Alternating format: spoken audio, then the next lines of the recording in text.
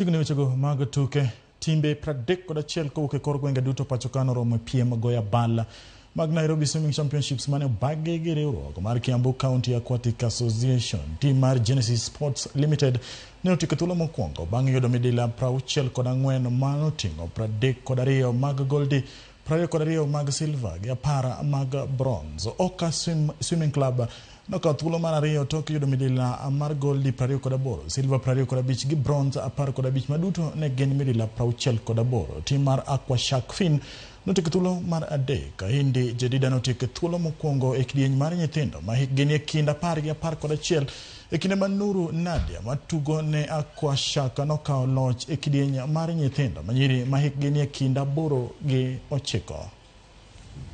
Times in several events. The competition is stiff from youngsters who are emerging, but overall the experience has been nice and it's a fun day and I've gotten to learn a bit more. I found this gala very well and I'm school.